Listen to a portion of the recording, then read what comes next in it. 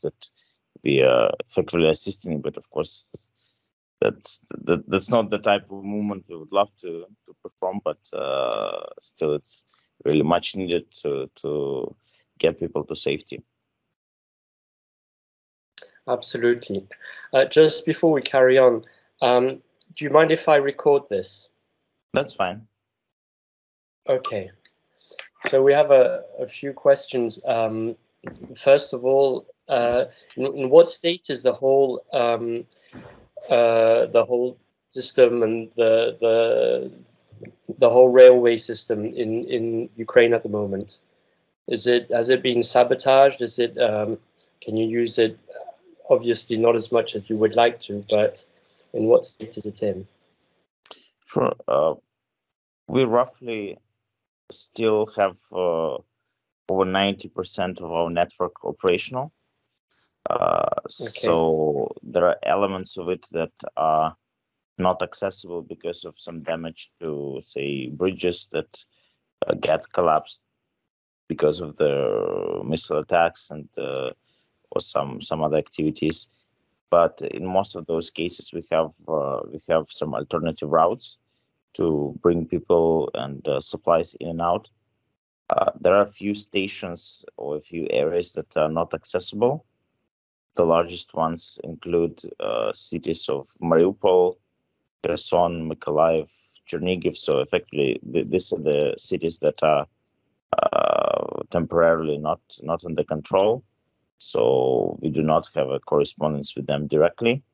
Though for these humanitarian corridors that we hope are going to be opened soon, and actually some of them started a few days back, there are alternative routes where people get collected via buses and brought to the nearest train stations from where we pick them up. But yeah, effectively it's 5 or 6 large stations that are not accessible, and still over 90% of the network is operational. Okay. And what about Kiev? Is that still operational around Kiev? Yes, Kiev is accessible. There are, if you're talking about movement between Kiev and the West, where a majority of the, say, refugees, so those people who have been evacuated are moving, pre-war, we had 2 major lines. One was going closer to Russian and Belarusian border, and another one is more inland. So the one closer to the border is not accessible because there are some areas that are not under control and there is some heavy damage. But the alternative route is operational. So that is effectively a safe line for the people moving from Kiev to the west. So basically, the more we go to the west, the more the network is safe.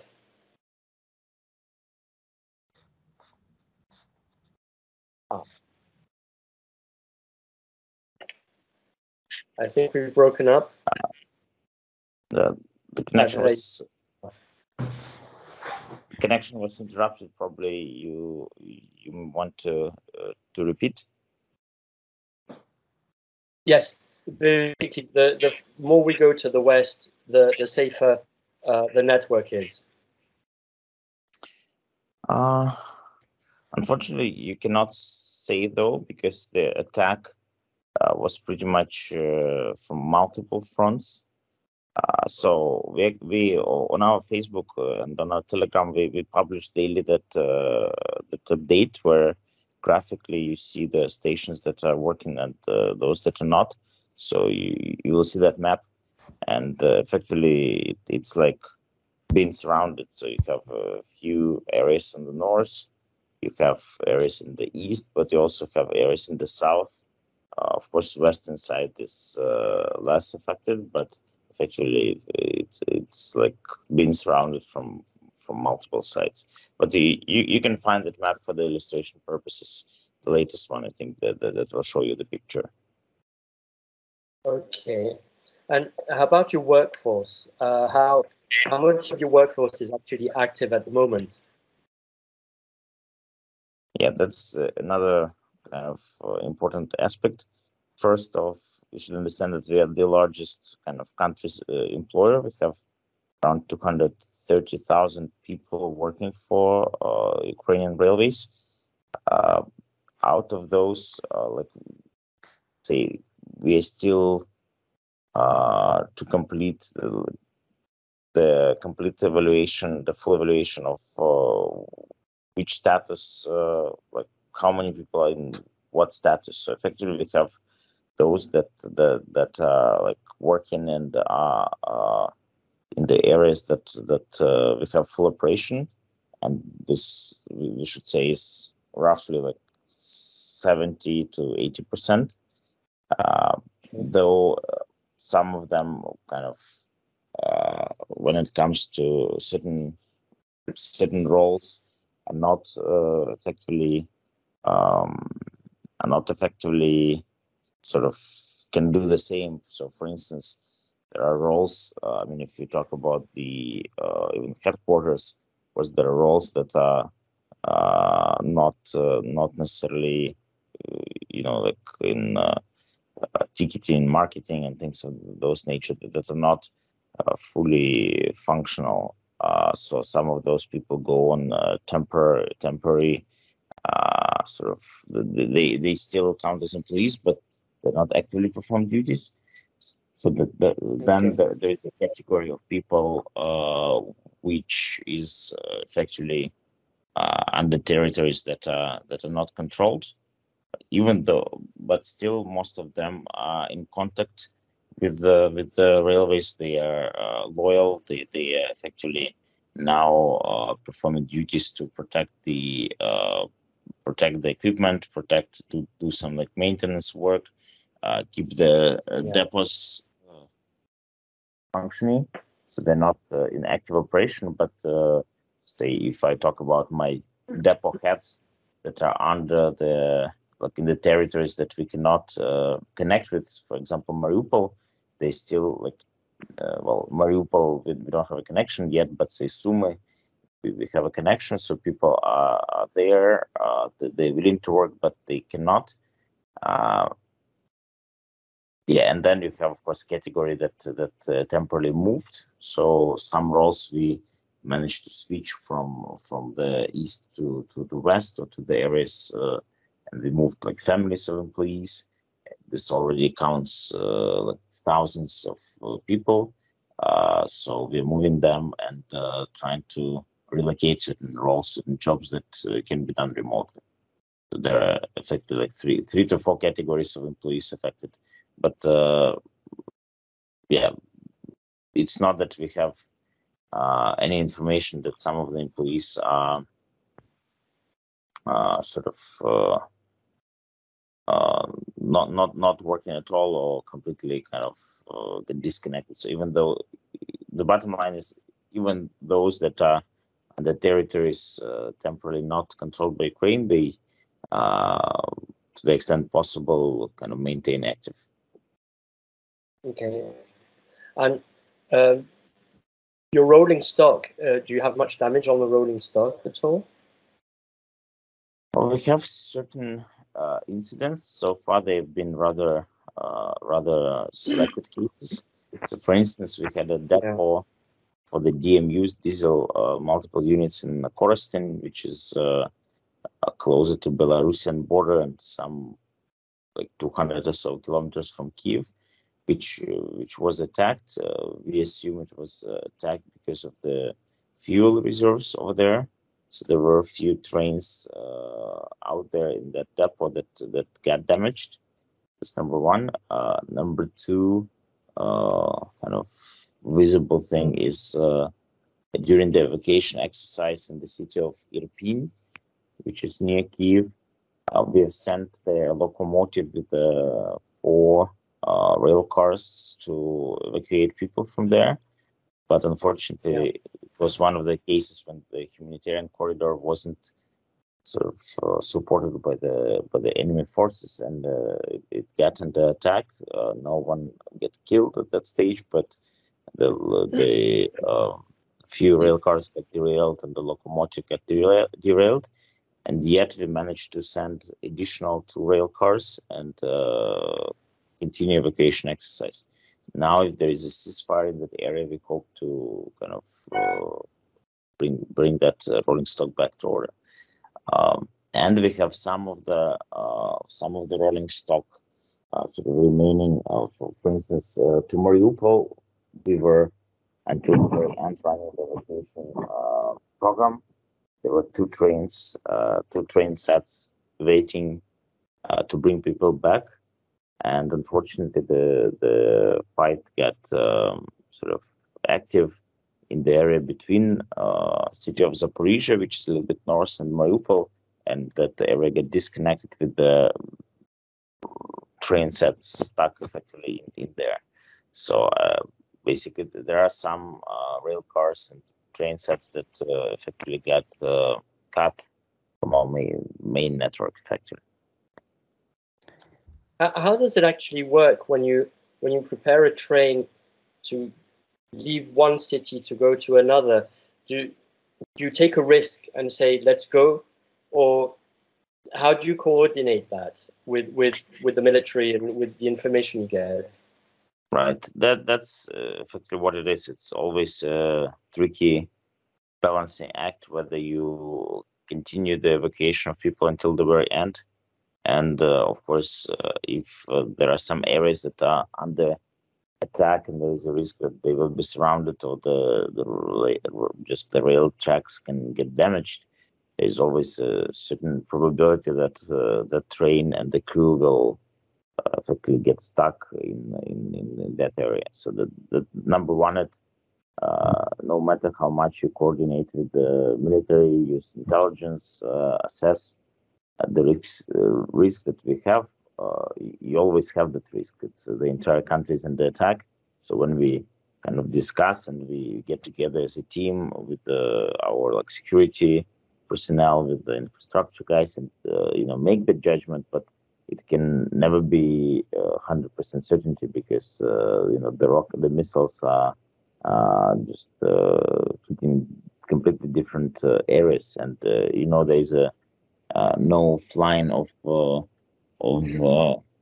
civil aircrafts in Ukraine. So the airlines just completely blocked it because of that risk. We can't afford that because we still need to evacuate people. So bottom line is, yes, we do the assessment. Of course, we always put the safety of our crew first. Sometimes we have very heavy pressure from, say, local authorities to run certain evacuation route, and we even need to push back when we see the safety concerns.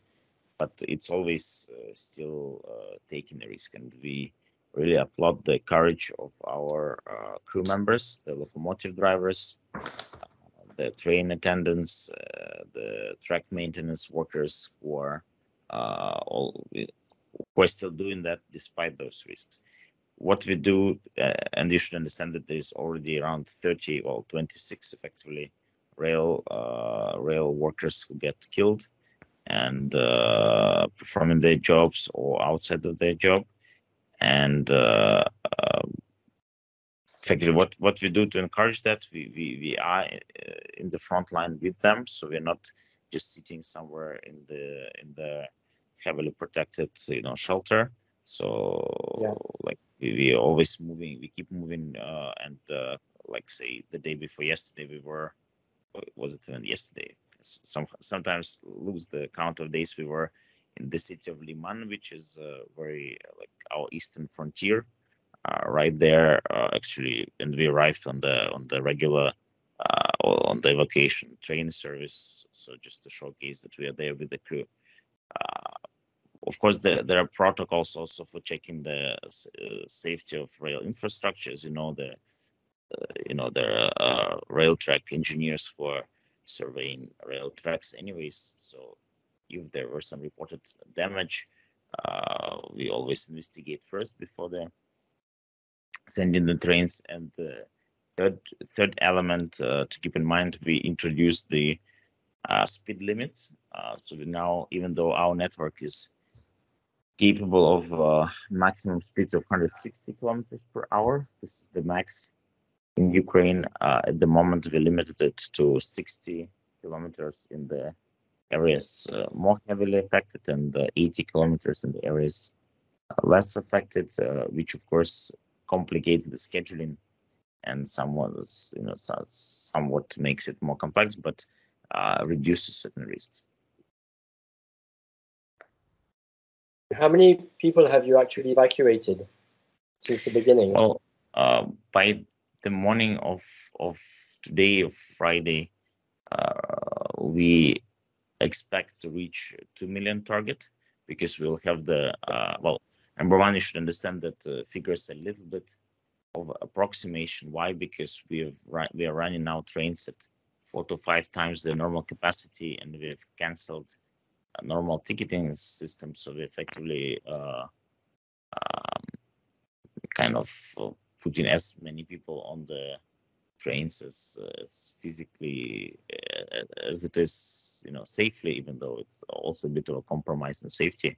So it's always a bit of approximation.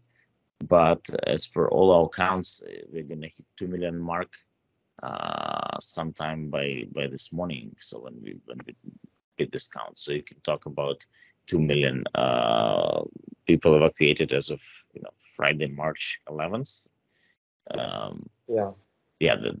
That's pretty much one-way journey. So if you run trains on 300, 400 utilization, what we call the capacity utilization westward, then we have backward only like 10 to 20%, which we compensate with a lot of humanitarian aid being loaded onto our trains. I see. And with all the we hear here, the news that we have is that despite the nuclear stations being protected, there are power cuts, there's electricity shortages. How do you manage the energy to run the trains and the whole network, basically? Well, so far that's been more or less like manageable. There are a few tricky things. Number one, because of reduction in cargo loads, and for the cargo, if we used to have loading of up to 800,000 tons per day of the cargo business, now it's somewhere around 200, 250. So we've lost, and Ukraine is very much like cargo heavy network, right? So we have the joint network, cargo and passenger, and it's very big cargo volume. So when that got reduced by effectively 4 times, it meant that the energy balance changed a little bit. So we have a tricky situation that the power devices and the grid was a little bit overloaded. So there was some times when there were certain like safety and operational concerns, but then our electric grid operator kind of rebalanced that. So there was a bit of a technical challenge with that. That's number one. Number two, general power cuts were the issue just on a few occasions where we had to supplement electric traction with the diesel locomotives. Fortunately, because of that massive reduction in the cargo volumes, we now are able to leverage the the diesel locomotives from the cargo business. As you might know, actually, prior to the war, Ukraine was in a very close, was actually very close in the partnership deal with Alstom on locomotive purchase. So we effectively in the big need of locomotives, and we actually welcome very much the recent decision of Alstom to pull away from Russia, which is of course an important sign that the company values not just money but the ethical side of business. So I'm mentioning this to say that in general we're in a huge deficit of locomotives, and we have this major procurement program. But now, because of this drop in cargo volumes, we had enough diesel locomotives to supplement and run the services even when there were some power cuts. But so far, grid is operational, so in Ukraine, we have roughly half of the network electrified, so that one is working, so it didn't stop. And what's the atmosphere like in your, first of all, within your staff? Well, of course, you should understand that. Well, I should say people turn out to be very strong, and this is everywhere from top management to the bottom line. We have very limited cases. Well, there are some, but very limited of actually people really abandoning their duties or not performing their duties. And as I said, those were really probably less than 10 out of like hundreds of thousands of employees, just very selected cases. In the majority of the situations, well, people, the line staff, the staff on the ground, as I said, does pretty much heroic work running the service in the very tough conditions. It's not just heading into the areas that are not 100% safe. It's also dealing with the overcrowded stations. I think many of you have seen the photographs or pictures from the train stations that are, well, effectively everyone wants to evacuate, and that was another very big challenge for us to keep the station safe, where thousands and thousands of people aiming to board the train, and of course limited security personnel, because in cities such as Kharkiv, which is under heavy attack, of course the security personnel is more focused on the immediate like military operations. So bottom line is people are working under very stressful conditions, and yet they are performing really well. What we also, because generally pre-war we fought very hard at Ukrainian railways to improve, our NPS, the customer satisfaction, and how people have treated railways, because as in every country, customers have a lot of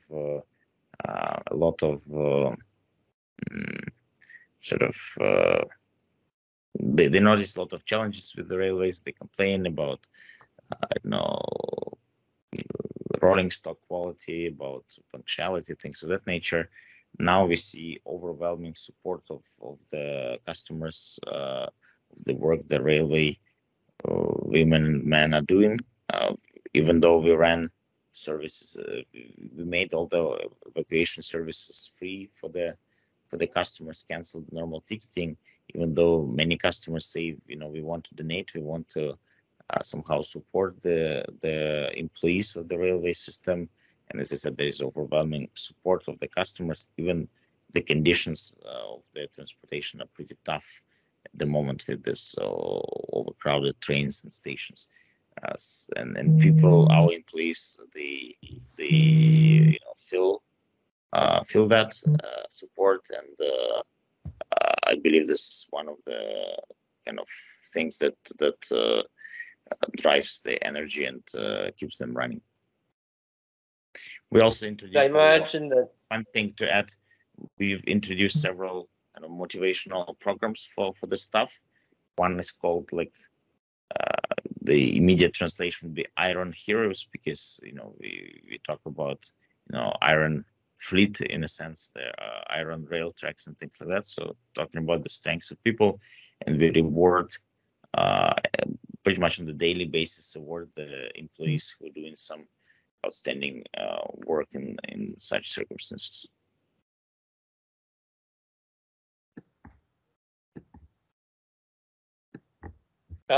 You just broke up. Yeah, the last thing I mentioned, that to support that morale, we've introduced the reward system. So every day, pretty much, we select up to 10 employees who have done some outstanding job, either the train driver who went to the very risky area, or train attendant, or some depot manager So we try to keep that morale high with the rewards of this kind as well. And how about you as a manager? I mean, it must be incredibly challenging and completely crazy to motivate people you can't always get in contact with, or you can't see, you can't really speak to. How do you manage to still manage all the network and all the staff? Well, a few points on that.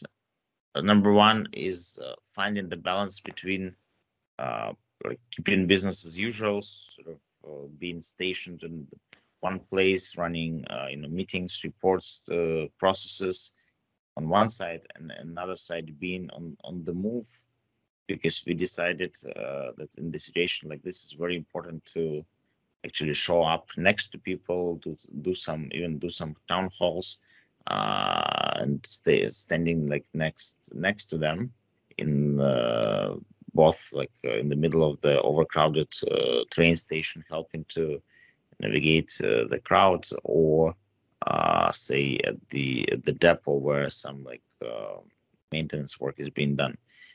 So that was a challenge, because of course traveling now across the country, also just physical limitations of the connectivity don't have good reception to run the business. But so we try to find that balance. That's number one.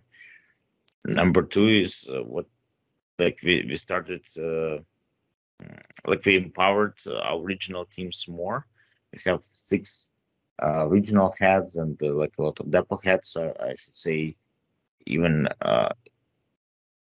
pre-war times, we probably more focused on like centralization of functions and things of that nature. Now we realize that in the situation where you need to act fast and you need to sort of make a lot of local decisions based on the situation, we really empowered more our regional guys, and that effectively works well, because they all kind of feel that responsibility and support each other, because some areas like very close to very heavily attacked, so that thing worked well. But third thing is, of course, dealing with uncertainty and very fluctuating situations. So I'll give you one example of management challenge, like scheduling. If we were to approve the schedule, the traffic plan for the entire year prior to that, and the system was in balance, now we effectively do it on the daily basis. So we have to investigate what is the expected load of customers, what are the changes to infrastructure, and where we can go, where we cannot, and somehow come up with the traffic plan on the daily basis, which is of course a bit of a nightmare for the team that used to do it once per year. But I think on the positive side, this is definitely the most kind of the toughest possible training and the challenge for every professional in the company. So I think we're trying to find the positives in it, and everyone sees it as a huge professional challenge, but takes it as it is. And of course, in the countries that is at war, you always can think that those defenders who are actually somewhere outside, in front of the enemy forces, they always have a toughest, the challenge that they face is anyways tougher. So it always motivates you to do best of your civil job, because you know that the guys who are putting their lives at risk every day anyways. I imagine there's no preparation for war. Yeah, it's not that.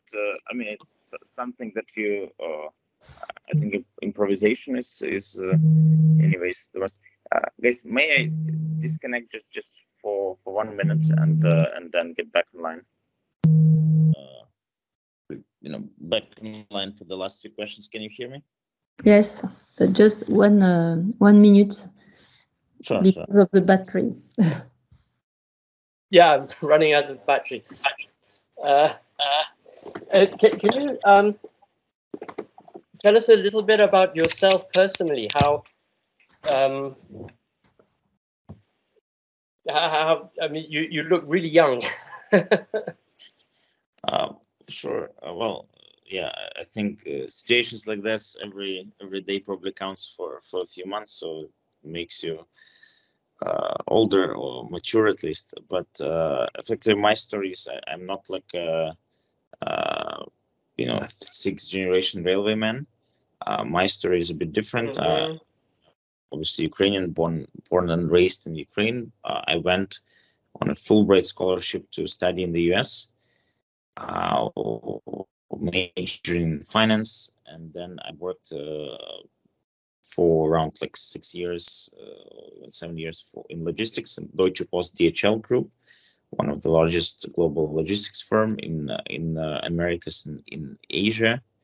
And then 2016 in Ukraine, there was an open call for Ukrainians to, those Ukrainians who worked for overseas for major international companies to come back and help in transformation of the state-owned enterprises, because as in France and as many other countries, we went through this reform of bringing state companies to to more professionally like business entities.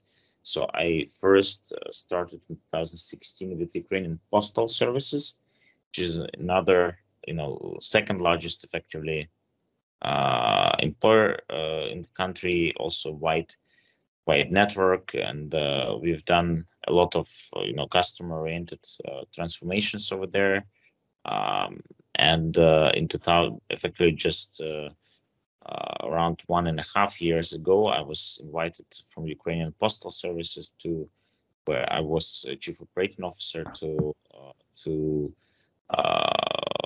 state railway system, to Ukrainian railways.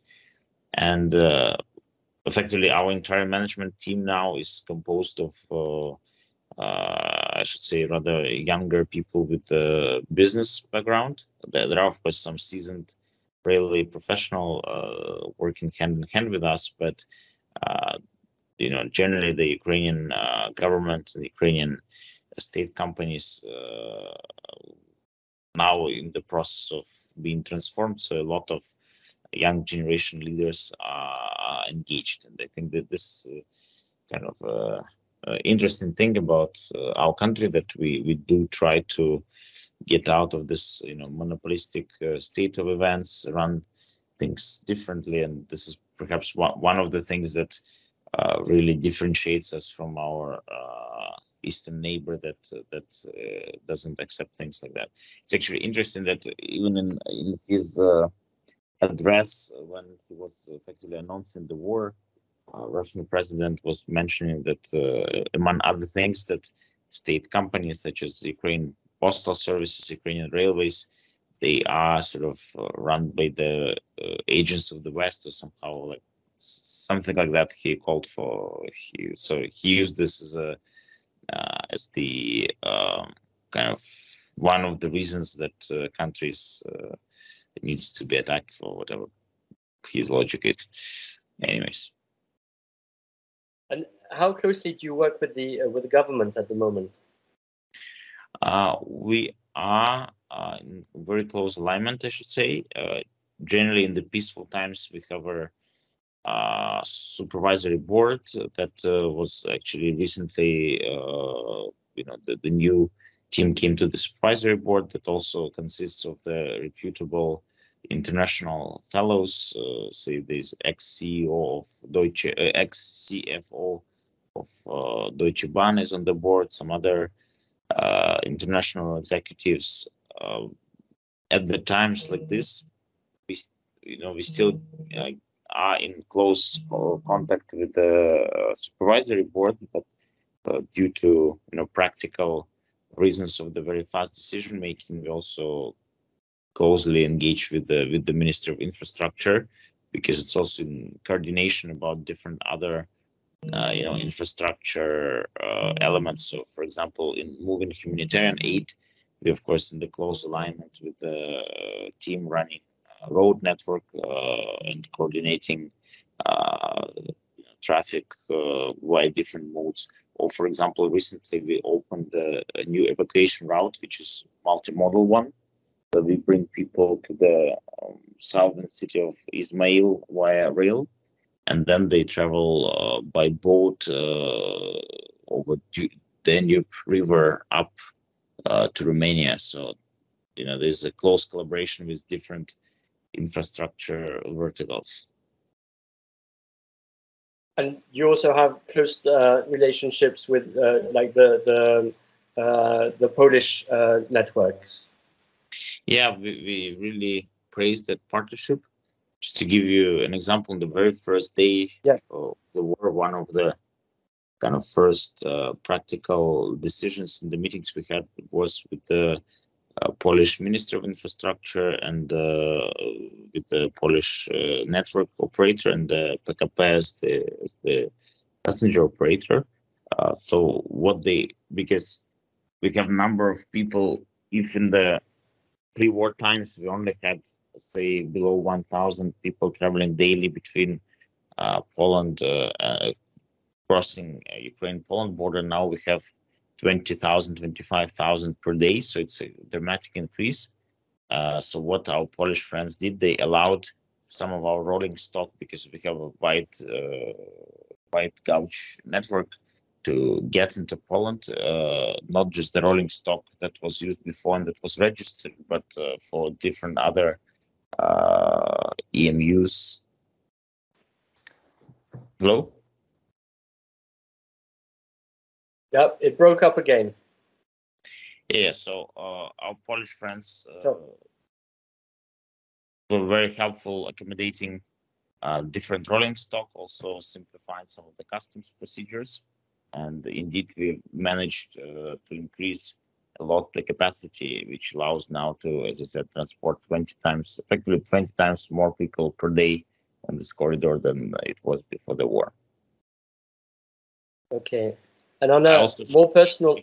But international collaboration is another good example. Very recent, our Italian friends are donating or giving us, for the time being, the special medical trained hospital that is going to be deployed at the western border, and will be able to transport wounded people safe for the treatment in Europe. So it's a very sophisticated piece of equipment, which hopefully gonna help save lives of Ukrainians.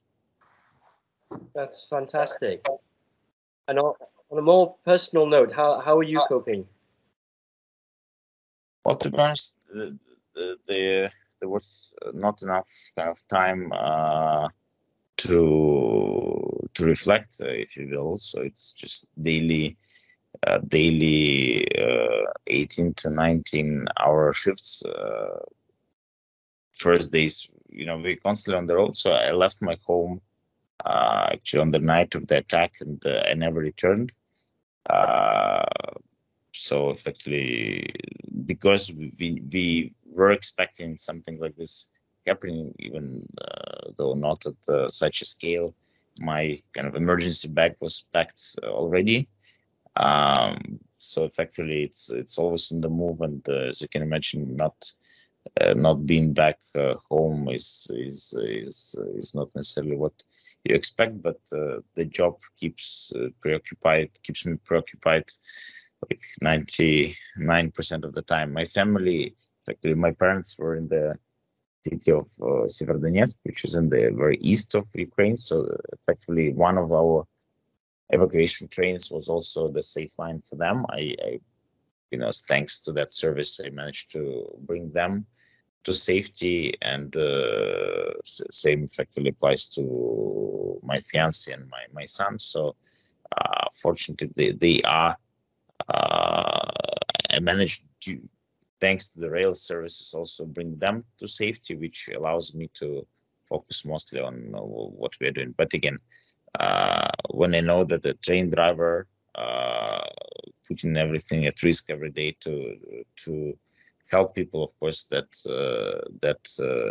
makes me motivated to do my job, because it's not just everyone in the company does so. Absolutely, absolutely. Now, when did you feel that this was going to happen? I imagine a few weeks before, a few months before. Well, to me, it was always surreal, to be honest, Yeah. because we have such an ambitious, peaceful plans for this year. We have a major like contracts for the rolling stock renewal. We have, say, our new mobile app and the developments until the very last day. I was, not feeling that it was real, and was fully focused on the, let's call it, peaceful activities. But of course, as a responsible management, we didn't disregard the risks. We put together a lot of kind of emergency plans, but probably still not expecting such a large scale, say, invasion, and that. So our plans were rather kind of in preparation for some limited network. Well, to the activities in certain limited geography. But anyways, so we were, until the very last day, I didn't think it was real, but we did quite a lot in preparation for that. And as I said, even my emergency bag was packed. But I think only very last few days, it was kind of getting from different sources that were close to that overwhelming attack, but still, up until the moment that at 5 a.m. I was woken up to this news, I doubted that something like that could happen. Just unbelievable, and still feels surreal. I can imagine. Seeing that you only have 5 hours of sleep a day, we'll let you go to sleep. That's fine. Still have a few phone calls to make, but thanks for your interest, and thanks for your professional questions. If anything, feel free to follow up. Sorry. And thank you. One precision, please. How old are you? I'm 36. Okay, and just one last questions. Would you like to add some things which seems you important? A message, for example? Yeah, but I understand your audience is the professionals in the rail industry. Is that correct? Not only. Everybody who, we have different magazines that cover the whole range of railways, from travel to technicality. Anyways, probably two things that I want to mention. That, well, number one, I'm optimist in general, so I and a lot of people in our team already, in the little breaks between dealing with the current crisis, think of what's next. And we believe the next chapter will be rebuilding and coming back to the prosperous Ukraine, where rail network will play a huge role. Also, we strongly kind of believe in the fact that we should link the rail systems of Europe, of Ukraine, let people travel freely. So one strong message that to everyone in the industry is that sooner or later this nightmare is going to end. We're going to rebuild, and we're going to really invite travel enthusiasts and rail experts to work closely with us. So I encourage everyone to think about the future ahead, and hopefully it will open a lot of prospects for us to collaborate with the international rail professionals, with the travel professionals, and we hope that people are gonna the price that is being paid right now is for Ukraine to remain free and remain part of Europe will be worth it, and we will work very strongly close with the entire travel community. That's number one. And number two, as I say, we definitely appreciate the support given by international community, and I know that there are a lot of now rail suppliers, the companies who are making the kind of choice to support Ukraine not to operate in the country that runs this unbelievable aggression. So we really want to thank all of them for that support. So I think these two messages that I want to convey as well. Thank you. Thank you very much. Thank you so much. Good night. I appreciate you. As you said, don't hesitate in dropping us a line if you need anything, if you need to convey a message. I appreciate that, and let's definitely stay in touch. Cheers. Bye bye. Thank you. Absolutely. Thank you again.